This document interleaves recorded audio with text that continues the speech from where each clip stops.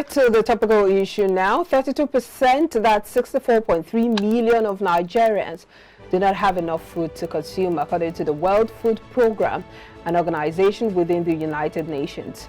According to the organization, 170 million people do not have sufficient food to consume across 19 countries. The World Bank revealed that food insufficiency in Nigeria grew from 29% to 32% over the last 3 months. The overall food and nutrition situation in Nigeria and other West African countries is challenging for a large share of their population. The Global Bank defined insufficient food consumption as poor or borderline food consumption and determined according to food consumption score. It stated that it is different from food insecurity. And joining us to analyze this is Nelson Okujumi, Policy and Public Affairs Analyst. Thank you for joining us. Good morning. How did this news come to you? The statistics by the World Bank revealing that food insufficiency in Nigeria grew from 29% to 32% just within 3 months. Well, for me, it's a frightening, statistics that you call for worry among all Nigerians, most especially those who are saddled with the responsibility, of overseeing our affairs, the federal government to the state and the local government. It's a worrying, data that, we need to put on our thinking caps and look at how we can address it holistically. This is not a time for blame game. This is a time for government at all tiers, to put on their thinking cap and see how we can minimize this looming disaster. But when you say looming, apparently there's something that has been building. It's not something that just happened upon us. It means that there were measures that could have been taken to prevent this. What are your thoughts on this in this regard? Well, I think the fact is that as early as late last year, early this year, the warning was sounded by even the Food and Agricultural Organization, as well as the World Bank, about the looming food catastrophe for the sub-Saharan Africa. And the factors responsible for these are not far-fetched. You talk about insecurity, you talk about climate change, you recollect the flooding that occurred in Nigeria, that was in August, September, October last year, that submerged a lot of states within the Federal Republic of Nigeria. So this crisis that we have on our hands now is something that has been predicted. But the question we should ask: what have we done, to mitigate this occurrence that is here with us? And for me, I don't think we have done enough, or we have done good enough. Because if we have done good enough, we won't have a situation whereby we have deteriorated from 29%, and now we are at 32% in just about 3 months. But that is not to say, because we have failed yesterday, that we should fold our arms and watch. Because if we don't do anything even now, the progression of the crisis will continue to increase. Maybe in the next 1 month, maybe we'll be looking at maybe 35% or more than. So it is for us now to look at what are those things that needs to be done. And like I told you earlier on, it's a measure that calls for the attention of governments at all tiers. This is not the time for somebody to just sit down somewhere and be saying, federal government. You should recognize that, even the local government have a role to play. In what way have the local government administrations across the 774 local governments in Nigeria addressed this issue? In what way have they brought it, even if it is beyond them, to bring it to the attention of the state government, in whom the access to land is domiciled according to the Constitution of the Federal Republic of Nigeria? And also you look at in what way as a federal. All right, Nelson Okujumi, they're breaking down this report by the World Bank, talking about food insecurity, insufficiency rather, in Nigeria, saying that it has grown from 29% to 32% just within 3 months. Nelson, if you can hear me, I'd like us to look at the fact that they are saying that this food insufficiency is quite different from food insecurity. I'd like you to further expatiate on that and help us better understand it, if you can hear me. Yes, when we are talking about food insecurity, it is your inability to produce what you can eat. It is your inability to produce food in insufficient quantity that it will be able to go around. When we are talking of food insufficiency, it means clearly that you are not producing. It's intertwined somehow, because when you are talking about food insecurity, you are talking about the inability to produce. And when you are talking about insufficiency, it means what you have is not enough for everybody. And when we are talking about food insufficiency, you also look at the malnutrition level. As we speak today, Nigeria is about the 5th, malnourished country in the world, with a high population of its children under malnutrition. So it tells you clearly that we need to gather our acts together and do something about this dangers that is there, right there with us now. But we can address it. I'm very, very optimistic about that. And in addressing it, we must, of course, identify some of the major factors that have contributed largely to this food insufficiency and also food insecurity. We know that, as the name implies, insecurity is one major factor.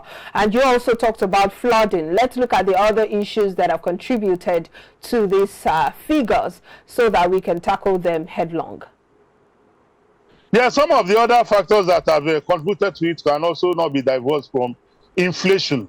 You look at the government policy with regards to agriculture, and also what you have gone through in the last couple of months. Accessibility to Naira is also a factor. Yes, cash is also a factor that you cannot divorce from this problem, because a lot of farmers could not access inputs. A lot of farmers, they could not go to the farms because they were unable to pay workers that would have been engaged in farming. So a lot of agricultural products that were produced in the farms could not be moved from the farm to the urban centers because of fuel crisis as well as cash.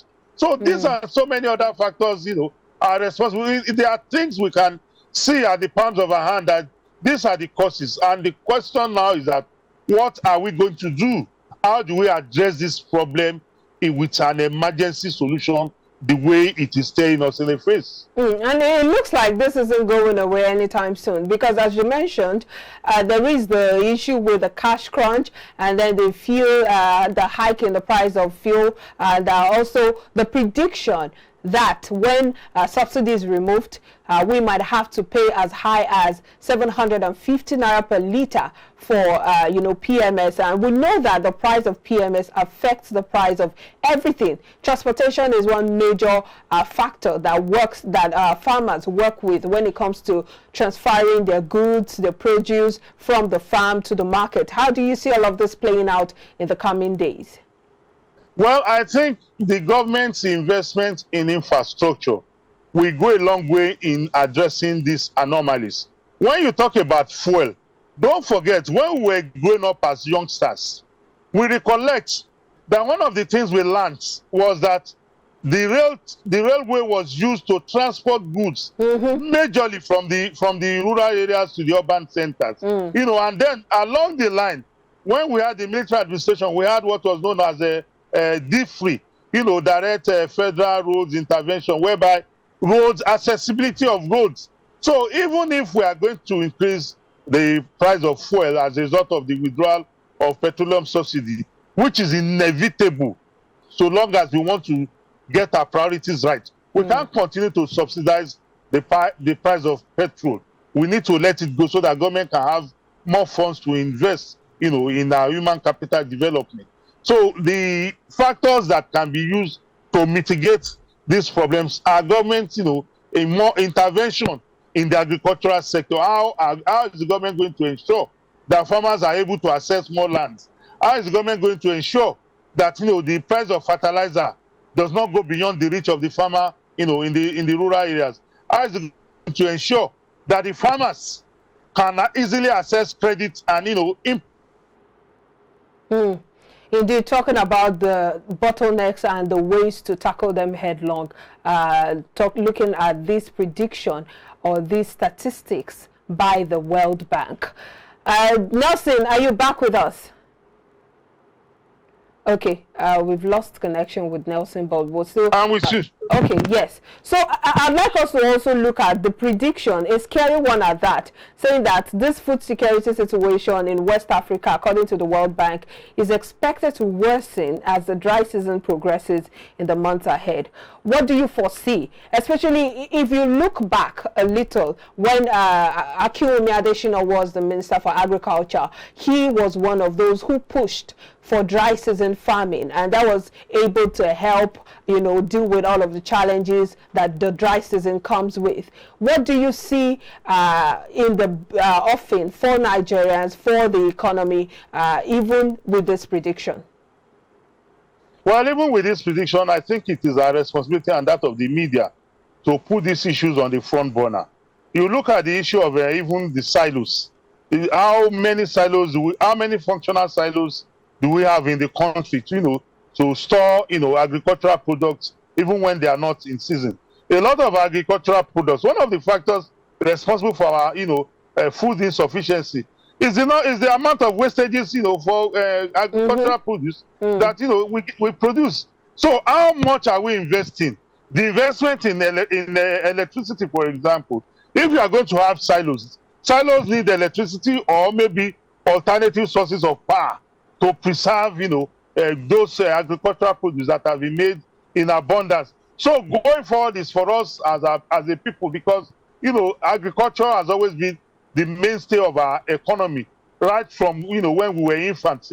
Because one of the things they taught us while we were youngsters or while we were children in school was that there's this song that Wekiko La Isioko Tiada, you know, it tells you clearly that, you know, our society from pre-colonial era recognized the importance of food security to the life of a people.